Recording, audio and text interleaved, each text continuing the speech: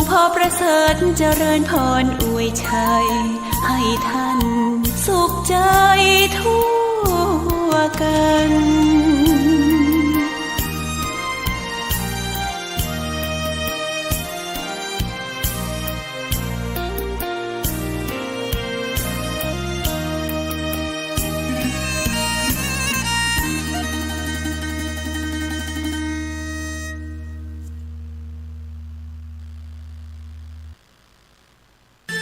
ก็ขอยกมือ10 นิ้วกราบนอบน้อมอย่างพระติรัตนแก้วเจ้าตั้ง3 ประการอันมีพระพุทธพระธรรมพระสงฆ์อันเป็นสรณะที่เปิ่งที่เคารพนับถืออันสูงสุดในชีวิตกราบคารวะแตบไต้ไหวสาปารมีธรรมพระมหาเถรานุเถระเจ้าคณะพระสังฆาธิการภิกขุสงฆ์สามเณรจุตนจุองค์โดยความเคารพ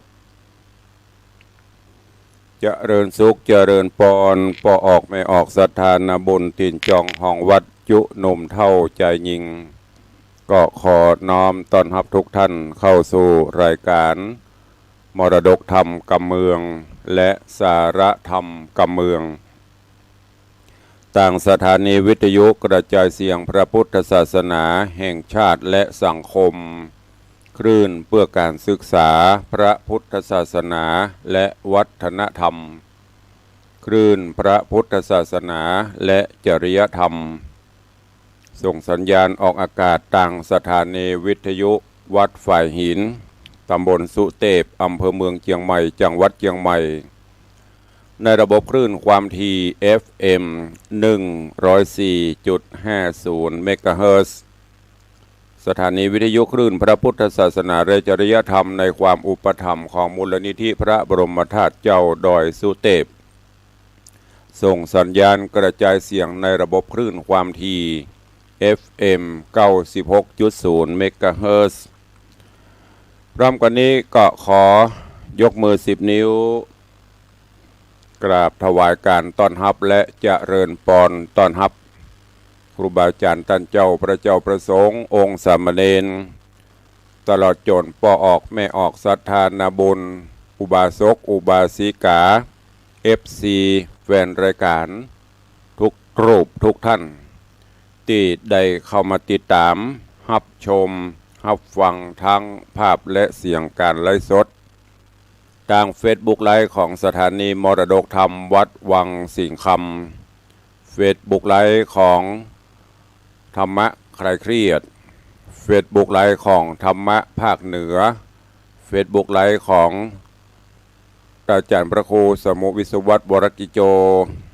Facebook ไลฟ์ของทีวีวัดฝ่ายหิน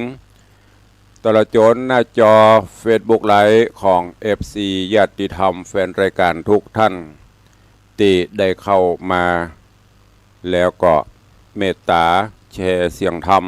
แชร์เสียงบุญนี้ไปยังกลุ่มเพื่อนๆของท่านกราบขอบพระคุณท่านผู้อำนวยการสถานีเจ้าหน้าที่ช่างเทคนิคทุกสถานีขอบพระคุณญาติธรรมทุกท่านที่ได้ให้กำลังใจรายการนี้ดำเนินโดยกล่าวกับผมอาตมภาพพระครูวิสิทธิ์ศรีลาภรณ์ตุลงในวังเจ้าคณะตำบลป่าแดดเจ้าอาวาสวัดวังสิงห์คำตำบลป่าแดดอำเภอเมืองเชียงใหม่จังหวัดเชียงใหม่เป็นผู้ดำเนินรายการปะกันเป็นประจำตั้งแต่เวลานี้เป็นต้นไปจะได้น้อมนำเอาเสียงธรรมะแบบปืนบ้านล้านนาภาษากำเมืองมาเทศนาฮือทุกท่านก็ต้องขอประทานอภัยสุมาอภัยสำหรับญาติโยมที่อยู่ในภาคอื่นบางท่านก็อาจจะรับฟังภาษาถิ่นภาษาเมืองเหนือรู้บางท่านก็อาจจะฟังรู้บ้างไม่รู้บ้างบางท่านก็อาจจะฟังไม่รู้เลยก็ติดตามรับฟังกันไปเรื่อยๆ ฟังวันละนิดวันละหน่อย เดี๋ยวก็จะรู้ศึกษาค้นคว้าไปก็จะเป็นกำไรชีวิตสามารถที่รู้ทั้งภาษาภาคเหนือภาคกลางภาคอีสานภาษาต่างประเทศภาษาอังกฤษเราศึกษาได้แต่นี่เป็นภาษาถิ่นภาษาที่บรรพชนเราได้นำมาใช้ในถิ่นต่างๆอันนี้ตุลุงก็ต้องขอแจ้งให้ทุกท่านตัวเองวันนี้เจริญปอนเจิญปอออกแม่ออกศรัทธานาบุญเจ้าข้าทั้งหลายได้สดับรับฟังเป็นลำดับไปณโอกาสบัดนี้นะโมตัสสะภะคะวะโตอะระหะโตสัมมาสัมพุทธัสสะอิตังทุกขังอริยสัจจังจติปิทุกขังจราปิทุกขังพยาธิปิทุกขังมรณัมปิทุกขันติอโหตวัตตะโอยนอทรงสานินานอบอสัจยังมันเตียงหูความเงียงไปมาฟูงศรัทธาพี่น้องอย่าตกข่ายคองประมาทลาสาอายุสังขาราใดเต่าใดนับใดอายุอันจักมีมาตั้งแน่มันหาไกลกว่าตั้งหลังปะกันระวังแต่เนอนายเนอมัจจุราชโนอันว่ามัจจุราชมันจังมาลู่ญาติชีวิตกาดกะไปมันผสมใจสั่งสักสิ่งหูมวยมิ่งมรณาอานิจจังบ่มันเตียงทุกขังหูความเหี่ยงบ่ทนแน่นอนัตตาหาเกณฑ์สารบ่ได้ตกต่ำไตสู่ความตายมรณังอันว่าความตายนี่แน่นอมีหลายแบบเบาพองก็ตายหนุ่มพองก็ตายเฒ่าพ้องก็ตายย้อนกรรมเก่าปามาพ้องมรณะด้วยโรคาพยาธิเคราะห์มาปาดกรรมมาปานเป็นโรคทรมานฮอนไม่อยู่ปอดใดตายไปพ้องอยู่ในวัยกำลังสนุกใจมัวมวนก็ฟังมาด่วนวำวายลางพองเป็นหนุ่มจุ่มใจแอวสุกโซนกายกันกระบุกบันคาตีกันนี้บ่ตันหวังรอดก็มามวยหมดชีวิต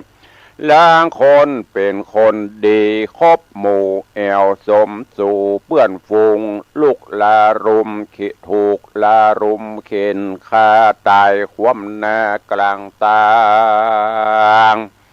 ลางพ้องชีวิตวายวางบ่ตันโปงมาตายโหงขาดเพราะความประมาทลาสาลางพ้องขี่รถขี่ลาฟังเฝ้าใจหาดหาวดุดันกลัวบดตันฟังล่วงเลยตกบ่วงบาทมัจจุราชจริงเอาลางพ้องกำลังเมินเมาโดยน้ำเหล่าเตียวไต่เต่ารถต่ำตายล้างพ้องไปก้าไปขายถูกคนใจต่างนาบุบบันคาเอาของพ้องเป็นคนจ่องหองบังเบียดตายย้อนกำเกียดบอดตันพิจารณาพ้องก็มาเป็นคนปาลาบะใบบาปมัตติขนับเต็กเต งเป็นนักเลงนักเล่นนับเข้าเส้นผิดกฎหมายเลยแม้ตายค่าขาดย้อนสีนาดปืนยิงลางคนเอี่ยวเสาะจริงโลญาติเป็นผู้ร้ายอาจกลางคืนเขาเอาปืนมาส่องเลยม้วยมองเมืองเพียงลางคนหยุดดีบ่มีพญาติสายฟ้าฟาดยามฝนพ้องแอวสุกสนในป่าตัดไม้ผ่าแปงโลวบ่ตันละบางตัวไม่โก้นหนีบ่โป้นตายไปพ้องก็แม้เสียใจอกหักโดยกรรมหักกำลมแม่บ่สมไฟอ่างมามวยมั่งกินยาตายพ้องหัวใจไว้ตายบ่ตันได้เสียได้สั่งลมกัดกั้งเต้านอนคิงพ้องก็มาเป็นแม่ยิงมาจริงฮักจริงจู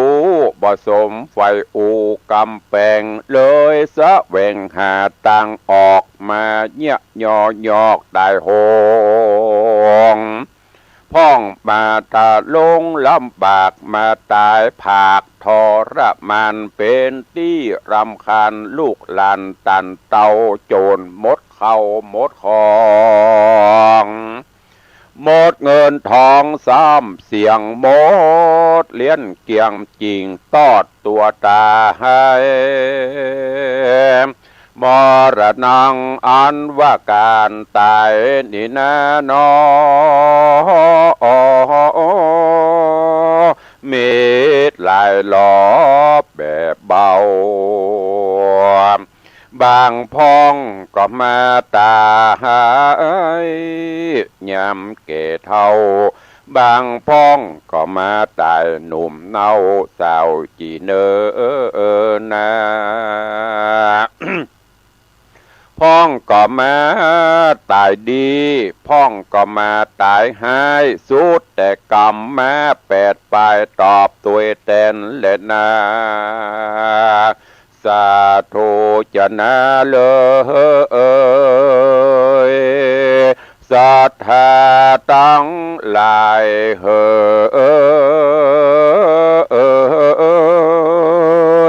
ใหญ่น้อยจงได้ปากาหันติดตามไต่ถอยรถสถามสังขารังอันว่าสังขารนี้นาดอมันบ่สัจจังเตี้ยงมันย่อมมาสุดกาลตัดติหันตัดตินั่นป่าจ้าแดนดงแดนโปดโป่งเตะขว้างยังสลิดาร่างกายยังหากบ่ฟังก็จักเผาจีไม่ตกตำไตโถมปัทวีก็จักมีแต่บ่สงสัยจะแลนามาเป็นตุกขาตุกลำบากตุกปัดพรากสิ่งอันเป็นที่หักเสมอใจก็มาละกันไปลุ่มลาเต้ากลมแน่นอเดียวได้มาตาปัดปราบดังพี่น้องหากบงสามาตายละปิดตามันดาพ่อแม่เจ้าตายละลูกเต่าอันเคยรารุมตายละฝูงเจ้าจุมอันเคยมาสู่ละตั้งหมู่มิตรแก้วสหายละตังปู่ย่าตายายละรำหอยตังเล่นหลานน้อยปูนห่วงอะไรก็แม้จรจากได้ปัดพรากตังเข้าของมากหมู่เกหา กับตั้งสามีกาอันฮักยิ่งและเมียแก้วมิ่งเสมอใจจากกันไปลุ่มลาบอกปีกปอกหน้าคืนมาฝูงสัทธาปีน้องอย่าตกไข่ของประมาทลืมตัวอย่าลงเมามัวลืมตนตัวเนอจะเอาอันลงหนต่างนานนาเล่าง่ายกว่าลงใจเมามัวจากป่าโตจากป่าตนตัวตั้งอยู่ตั้งกับกู้สินธรรมเว้นจากตั้งมัวดำกำเศร้าป่าเอาตัวเตียวไตเต้าเตียวเข้าสู่มรรคญาณตั้งอยู่ในสมถกรรมฐานและวิปัสสนาญาณสองแจงอันเป็นปัจจัยเตื่อมแทงเข้าสู่นิพพานาหากต้านหากใดตะวันเตียวไปมาในวัฏฏะสงสารหลายจาดก็จะได้ขาดศีลธรรมกลางศีลธรรมดุจจะดังสะเป่าคำปาไฟทอเหมือนดังเขาห่อสะเบียงตังเตียวต่อไปสู่แดนสวรรค์เป็นแดนสุขสันต์อนันต์ลำยิ่งเกิดเมืองแก้วมิงมหาเนตรละปานบ่อยาจะเลนาที่นี้จักกล่าวยังอมตะปัญหาผู้มีพระญาเปิงหูดังนี้เอวัมเมสุตังอันว่าเอวัมเมสุตังเอกังสัมยังภกวาลาจากะเหวิหะลติเวลุวเนการันทกาทิวาเปเตนะสัมเยตตากาเลเดโร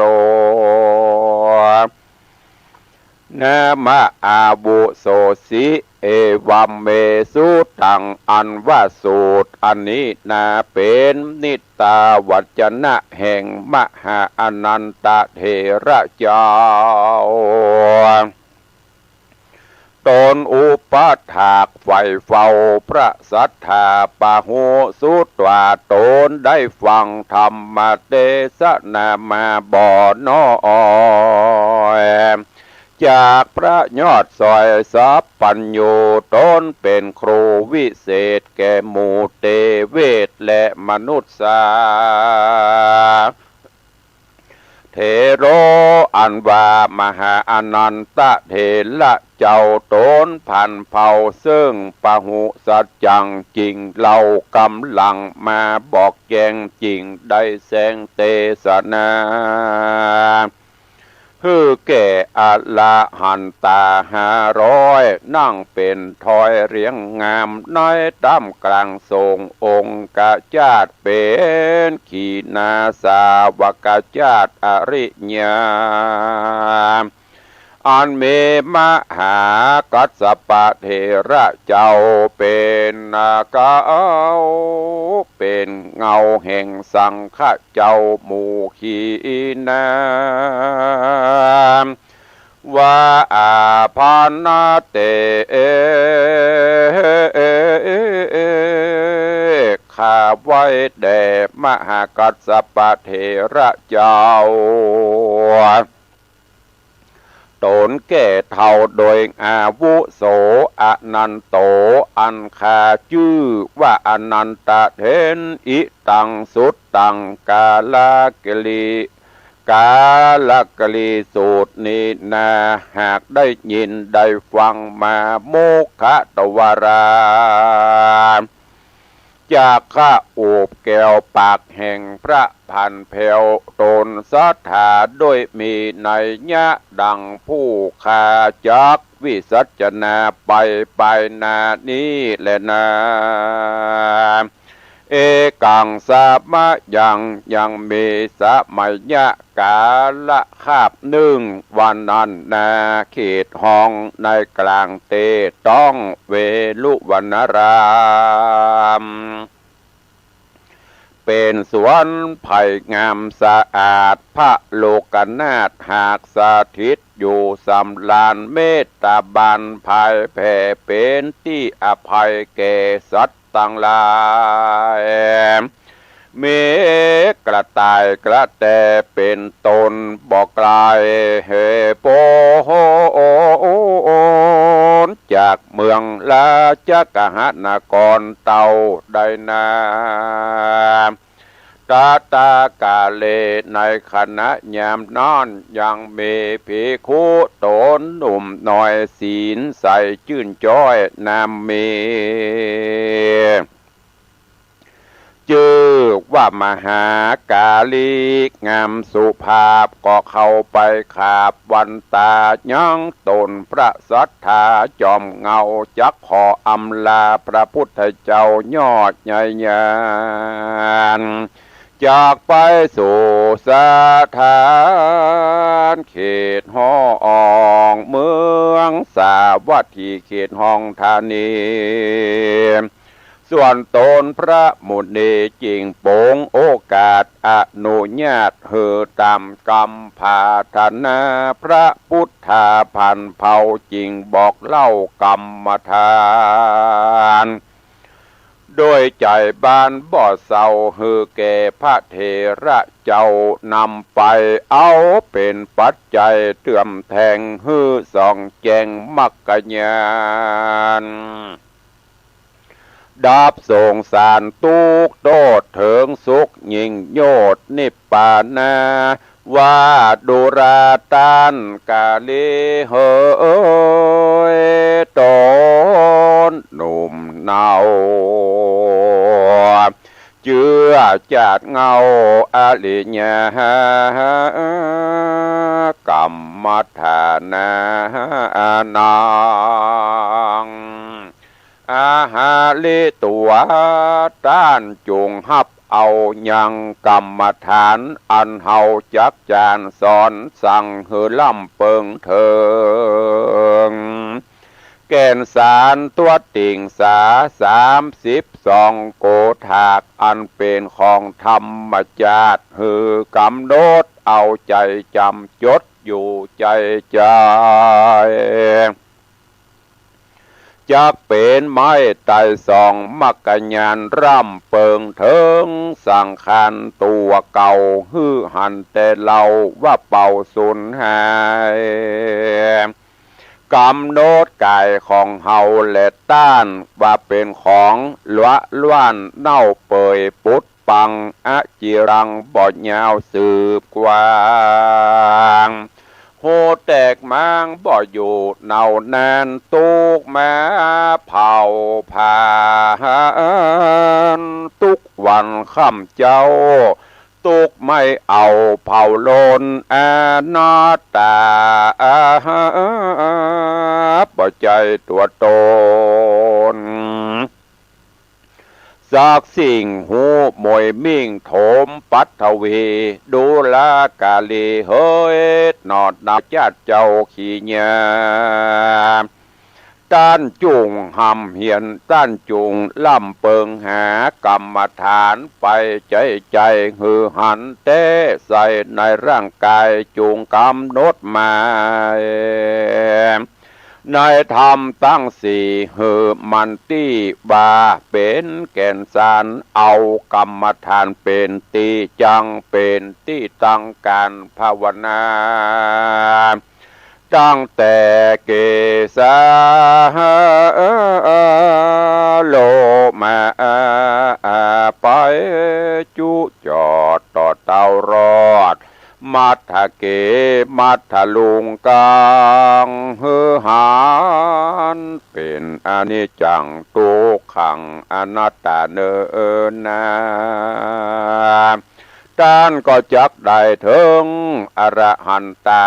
วันหนึ่งนาไปนาจุมโอดทอมทาป้อมเป่งเปลี่ยน จากถึงสุขสะเทียนยาวยิ่งกว้างหือเปลี่ยนก่อสร้างไปเตอะนาต้านเฮยตาตาน้อยกาละยามนันเล่าพระกาสีเทละเจ้าโตนสุภาพก็นบน้อมขาบอำลายังพระสัทธาโตโอนาผ่านเผาเอาตมเตียวโอเข้าไปสู่ญาอังเมืองสาวัตถีราชธานีเตต้องเข้ายังจอดห้องป่าจะแดนโดงเขตโปดโป่งเตกว้างยังสลิดาร่างกาญาโพดหมูสัตตาเป็นที่จางจักจะต่อไปว่าเอกังสามะยังมีสมัยยกาละคาบหนึ่งวันนั้นนาเขตห้องในกลางเตต้องเวรุวนารามเป็นสวนไผ่งามสะอาดพระโลกนาถหากสถิตอยู่สำลานเมตตาบานภายแผ่เป็นที่อภัยแก่สัตว์ทั้งหลายมีกระต่ายกระแตเป็นตนบอกไกลโพ้นจากเมืองลาชกหนครเต้าใดนาสัตตากาเลน้อยกาตะยังนอนก็ยังมีเจ้าภิกขุหนุ่มน้อยตนหนึ่งสินใสชื่นจ้อยนำมีชื่อว่ามหากาลีงามสุภาพ มหากาลีงามสุภาพ ตายังตนพระสัทธาจอมเงาจักขออำลาพระพุทธเจ้ายอดใหญ่ยานจักไปสู่สถานเขตห้องเมืองสาวัตถีเขตห้องธานีส่วนตนพระมุนีจิงโปงโอกาสอนุญาตฮือตามกรรมกรรมภาทนาพระพุทธาพันเผาจิงบอกเล่ากรรมฐานโดยใจบ้านบ่อเศร้าฮือแก่พระเถระเจ้านำไปเอาเป็นปัจจัยเตื่อมแทงฮือส่องแจงมักกะญาณดับสงสารทุกโทษเถิงสุขยิ่งโยดนิพพานาวดูราตานกาลีเฮยตนหนุ่มนาเอาเจือจัดเงาอริยกรรมฐานังอาหาริตวาด้านจุงหับเอากรรมฐานอันเฮาจักยานสอนสั่งเหือลำเปิงเถิงแก่นสันตัวติ่งสา32 โกธากอันเป็นของธรรมชาติคือกำหนดเอาใจจดอยู่ใจใจจักเป็นไม้ใต้สองมักกะญานร่ำเปิงเถิงสังขารตัวเก่าหือหันแต่เราว่าเปล่าสูญหายกำหนดกายของเฮาและต้านว่าเป็นของล้วนเนาเปยปุดปังอาจิรังบ่ยาวสืบกวางหูแตกมั่งบ่อยู่นานตุกมาเผาผ่านจุคืนวันข้าเจ้าตุกไม่เอาเผาโลนอนัตตาบ่ใจตัวตนสักสิ่งหูมวยเมงทมปัทวีดูลากาลีเฮ้ยหนุ่มเนาเชื่อจัดเจ้าขี้ยาม ด้านจูงรำเปิงหากรรมฐานไปใจหือหันแต่ใจในร่างกายจูงกำโนดหมายในธรรมดังสี่หันมันตีบาบ่เปบาอาหารมันตีบาเป็นแก่นเป็นสารเอากรรมฐานเป็นตีจังเป็นตีตังภาวนาตั้งแต่เกสาโลบมาไปจุจอดต่อเตารอดมัทเกมัทลุงกังหันเป็นอนิจจังทุกขังอนัตตานั่นแหละนะแดตันก็จากได้ถึงอรหันตาบันหนึ่งแน่ไปแน่จุงโอดทอมทาปั้มเป่งเปลี่ยนจากสุขถึงสุขเสถียรยาวยิ่งกว่าเปลี่ยนก่อสร้างไปเตอะนาต้านเฮยตะตาในกาละยามดันเล่าพระกาลีเทนเจ้าตนสุภาพก่อนนบขาบวันก่อนนบน้อมขาบอำลายังพระสัทธาตนผ่านแผ่วเอาตนเตียวเข้าสู่เมืองสาวัตถีลาจะทันนีเตดต้องเขายังจอดห้องป่าจ้าแดนโดงแดนเขตโปรดโปเตขว้างยังสรีระร่างกายาโพดหมู่สัตตาเป็นที่จังต้านเข้าจอดยังปั้มเป่งเปลี่ยนอยู่สุขเสถียรไปตนเดียวก็มีแหละนางตาในกาละยามนั้นนะยังมีสองขาผัวเมียผู้เฒ่าหากอยู่เฝ้าป่าจ้าแดนดิน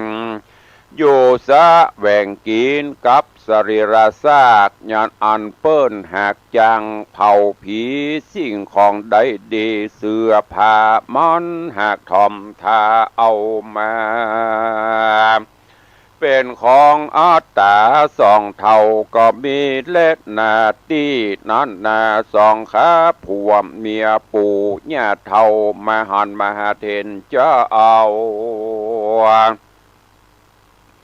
เข้าย่างจอดศาลาจิงปากันไปไว้สาถามเหตุว่าต้านเข้ามาในโคงเขตป่าจ้าผีตายมีใจไม้สันใดแดกหรือว่ามาภายแผ่เมตตาปั๊มเป่งภาวนาภายโพดยังสัตว์ต้องโตดเป็นเพศเป็นผีสองขายินดีบอดหน่อยขอต้านกล่าวถอยกำแงมตอบคำถามแห่งตู่คาอันอยู่ทาดาฟังแดดเตนาเทโรตินันพระมหาเด่นเจ้าตนชื่อว่ากาลีจิงไขวัดตีตอบถอยเป็นกรรมเป็นปอยกะทาแก่สองขาผู้เท่าวัดดูราป้อออกแม่ออกสองขาฝูงอาลิญาจาดเจ้าเจือจาดเผาขี่ยามต้นเป็นลูกศิษย์พระสัทธาเป็นเจ้าเอาปฏิบัติกองเก่ายันย่อนบ่อภายผ่อนยังกรรมฐานฮือปัญญาญาณส่องแจงหูกองแห่งสภาวะธรรมปฏิบัติกรรมอันปฏิบัติกรรมอันจอบประกอบโดยกองวัดปังสุกุลเพื่อฮือเป็นกุลไปนาถือเอาผ้าเป็นอารมณ์ตามวินัยนิยมแบบเบาอันพระพุทธเจ้าหากสั่งสอนมา โดยเหตุนี้นะตัวเฮาจริงพาทัดนาเข้าสู่อาสะไรอยู่ป่าจ้าแดนโดงเปื่อโปรดโปรยังกรรมคุณหือขาดสุดเสียงจาดกิเลสตัณหายามนอนหนาสองขาผัวเมียสองเท่าจริงกล่าวกรรมตอบถอยว่าสองขาม่อนน้อยหากยินดีอันต้านพาทัดนาดีใครอยู่ใดมาสู่ศาลากลางสุสานนาป่าจาตูม่อนคาหากกลัวเป็นพายย้อนอยู่ไกลเจ้าบ้านโอนตะรายมีจุบ้านจุดันและแห่งโหนตั้งหมู่จนลูกญาติคนปัลลาบาปมิลายคนมีกายบ่สะอาดกลัวเข้ามาตื่นญาติบ่ดีงามเป็นตีกลัวขามแต่ใส่ขอด้านอย่าอยู่ไกลตัดที่นี้แดดเตอะนา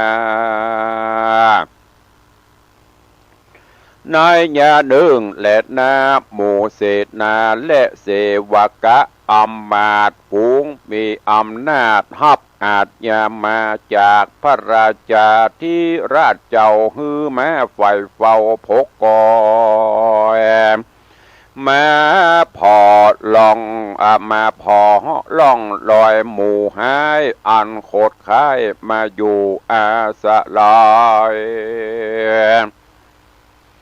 กลัวเกิดภัยกับตนตานควันดีผ่านกลางค่ำกลางคืนกลัวตั้งปืนและสินาดมาปังปาดถูกตนตัวแม่ปูนดีกวดดีงานต้านกวนไปบอกฮือในบ้านเขาได้หูและเข้าใจและนะที่นอนมหาเด่นเจ้าต้นดุมเดาเจื้อจาดอริยาจริงมีวาจาตอบถอยเป็นกรรมชื่นจอยปิญาบัดดูราอุปาสกาอุปาสิกาผู้เฒ่าเฮายินดีแต่ละอันต้านหากคุณแน่เฮาบ่มีอสังอันใดมาฮื้อข่าวใดลู่ญาติมีแต่บาทกับผ้าตีตัวเฮาบ่กลัวเขาจักมาจริงลู่จักอาสะไรอยู่บ่เมิ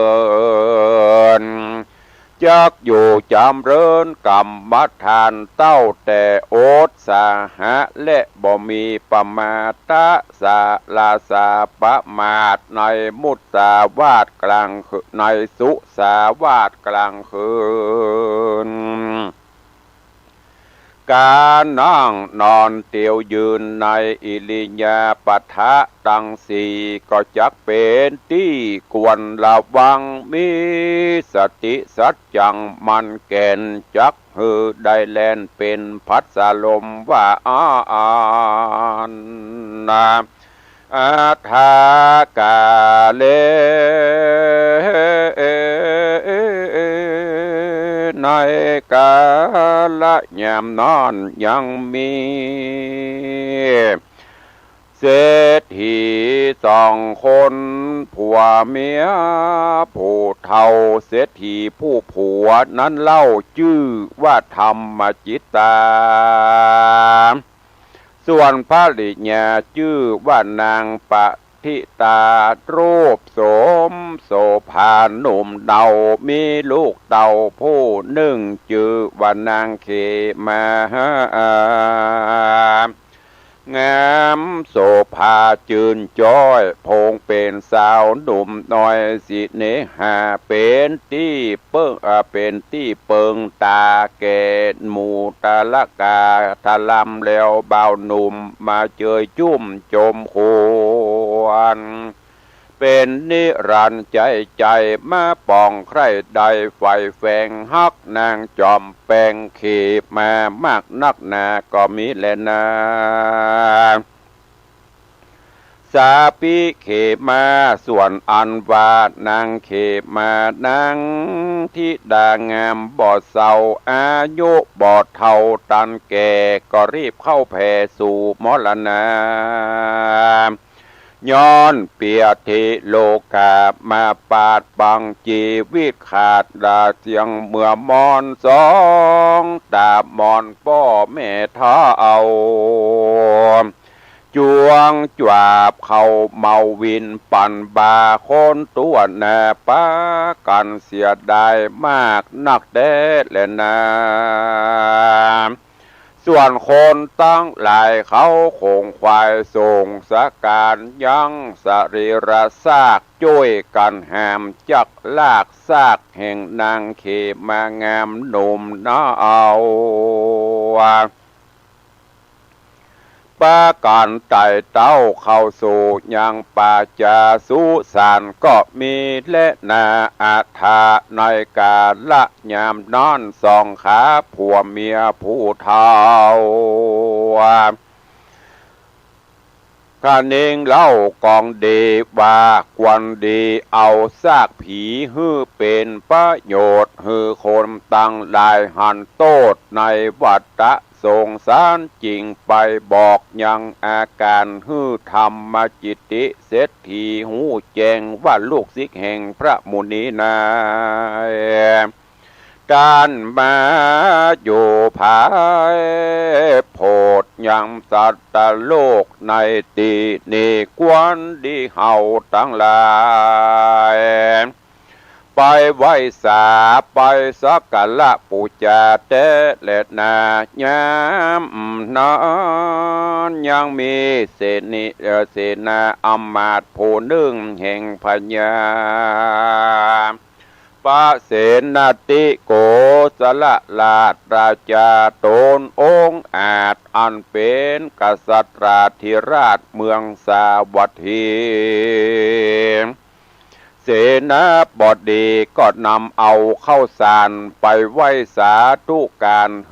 พญาเจ้าได้หูข่าวอันมหาเทนเจ้ามาอยู่เมตตาในสุสานปัจจาตินั่นแหละเมื่อนั้นพญาปะเสนติโกสลราชตนองค์อาจนกรใจจิงเมฆหอดลานไทยโจมจืนใครไปยกยื่นสารสาจริงยังพระมหาเถรเจ้าจริงเสด็จไต่เต้าไปสู่สุสา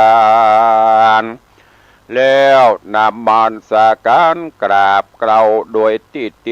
เต้าห้าแห่งปองงามแล้วจะถามยังมหาเถรเจ้าเอาเถิงองค์เก้าโอกเงาประสัทธาตั้งสาวกามวลหมู่ว่าพระสถิตอยู่แห่งหนใดสุขสบายหรือว่าตุกยากหรือถ้าลงลำบากโดยเปียทิโลกาว่าอ่อนมือนั้นมหากาลีเทนตนฉลาดจริงแสงสวัสดกรรมดีไข่กรรมดีแก่พญาเจ้าบอกเล่าเก้าไข่ขีญาแห่งพระสัทธาพุทธเจ้าจูประการก็มีแลนาเนติตังขีญาสังวันนาวิเศษจาห้องเหตุธรรมเทศนาตัณหาสามเงาผูกสองตอนสองก็บังโกมสมเร็จสเดชพระสัทธรรมเทศนาเรื่องตัณหาสามเงาได้เทศนาญาติโยมทั้งหลายได้รับฟังกันผ่านไปโปนไปแล้วในผูกที่สองตอนที่สอง ซึ่งเรื่องราวเนื้อหาในตอนนี้ได้ลำดับลำดามาถึงเปิ่นกล่าวว่ามีภิกขุตนหนึ่งชื่อว่าธรรมจิตตาธรรมจิตตาเนี่ยเป็นตุเจ้าที่ถือเอากรรมฐานวิปัสสนาญาณมีอยู่วันหนึ่งก็ได้มาลาพระพุทธเจ้าเพื่อที่จะได้ปลีกวิเวกอย่างประเดี๋ยวที่เปิ้นปฏิบัติกันนะอยู่ปริวาสอยู่กรรมตามป่าจ้าแดนดงเมื่อก่อนเขาจะหันเปิ้นเข้ากรรมนักแต่ปัจจุบันนี้ความเจริญมันเข้ามานักเปิ้นเข้ากรรมเมื่อก่อนนี้พัฒนาแต่ว่าเขาก็หันอยู่ที่เปิ้นปฏิบัติตามปัจจาพ่องอย่างที่ว่าโสสานกรรมคือเข้ากรรมปัจจาลูกขมุลกรรมเข้ากรรมตำต้นไม้ต้นตอกปริวัติกรรมก็เข้าตำวัดตำวาเราเนี่ยที่เขาได้ยินหมู่นี้อันนี้ก็เช่นเดียวกันธรรมจิตตาได้ลาพุทธเจ้าเข้าไปปฏิจะไปปฏิบัติธรรมพระพุทธองค์ก็ทรงแนะนำกรรมฐานต่างๆวิปัสสนากรรมฐานอย่างที่เขาได้ยินเพิ่นไปปฏิบัติวิปัสสนาปฏิบัติธรรมอาทิสายหลวงปู่ทองไม่ใช่สายหลวงปู่ที่หลวงปู่เพิ่นสอนหลวงปู่ทองพ่องที่วัดพระธาตุศรีจอมทองพ่องวัดรำเปิงพ่องวัดอุโมงค์พ่องหลายๆวัดแม้แต่ทางวัดวังสิงคำนี่ก็มีที่ได้แนะนำเป็นเตือเป็นคราวสติปัฏฐานสี่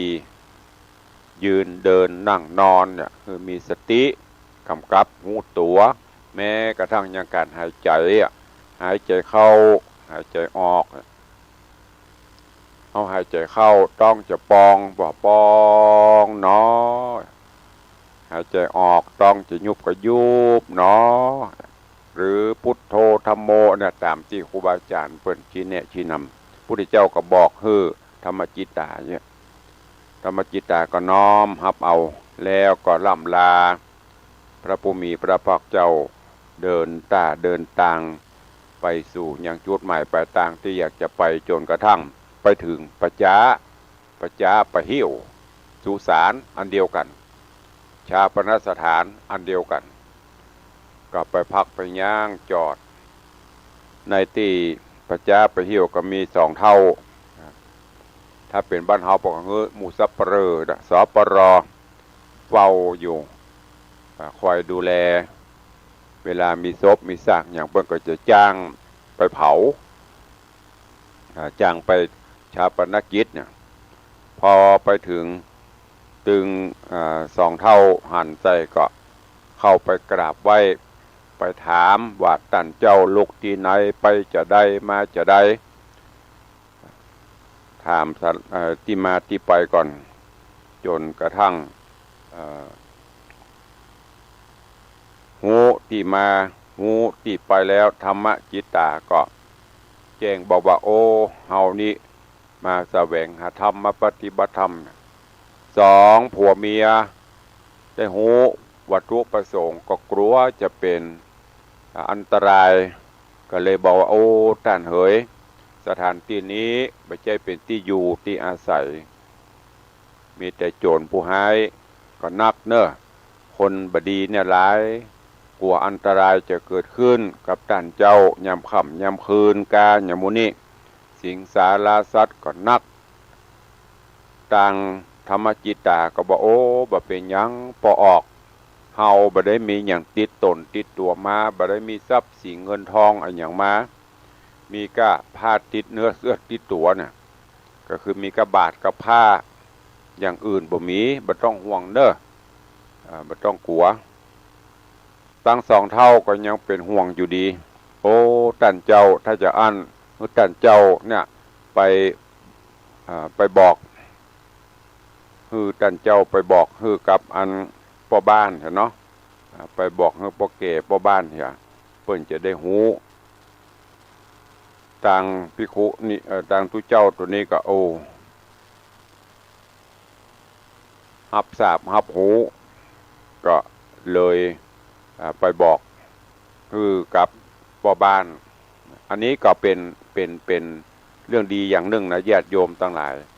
เพราะว่าเข้าตามตรอกออกตามประตูไปที่หันที่นี่ไปบ้านเปิ้นก็บอกเปิ้นอย่างลูกหลานตันเต้าเฮาก็ดีเวลาจะไปบ้านเปื้อนบ้านอย่างเนี้ยไปก็คือไปบอกคือป่อคือแม่ไปแนะนำตัวลูกหันมาเนิ่นน้องลูกบ้านหันมาบ้านนี้มาเป็นลูกปอนนั้นแม่นี้มาเอี่ยวหาก็บอกคือเปิ้นจะปีกก็บอกคือเปิ้นอันเนี้ยเป็นสิ่งที่ดีนะตุลุงก็ฝากย้ำตัวบอกว่าเฮาตั้งหลายกำกันไปที่ไหนเข้าตามตรอกออกตามประตูจะเข้าบ้านเปิ้นถ้าประตูบ้านเปิ้นปิดเขาก็ต้องเข้าคือจะเข้าไปก็เอิ้นก็บอกเพื่อจะได้เปิดฮืออันเนี้ยเป็นสิ่งที่ควรปฏิบัติเมื่อก่อนนะเพื่อจะอันนะแต่ประเดี๋ยวนี้มันเริ่มละอ่อนลูกหลานเขานี่แน่เป็นห่วงไปบ้านไปจองบ้านเปื่อนบ้านฝูงบอกพ่อบอกแม่เปิ้นน่ะจะไปก็มาก็ไปก็จะมาก็มาไปกับบลามากับไหวอันนี้เป็นสิ่งที่บดีเนอะบอกควรปฏิบัติวัฒนธรรมบ้านเมืองเฮาอันนี้ก็เหมือนเดียวกันนะมหาเถระเจ้าสองเท่าก็บอกก็เลยปฏิบัติไปแล้วก็ในขณะนั้นก็มีเศรษฐี แล้วก็มีลูกสาวเปิ้นชื่อเขมาสุมาเตตะกี้เศรษฐีเปิ้นชื่อธรรมจิตตาไม่ใช่ชื่อมหาเถระเนี่ยสุมาเตธรรมจิตตาเศรษฐีกับปณิตาซึ่งก็มีลูกชื่อว่านางเขมาเป็นคนงามคนดี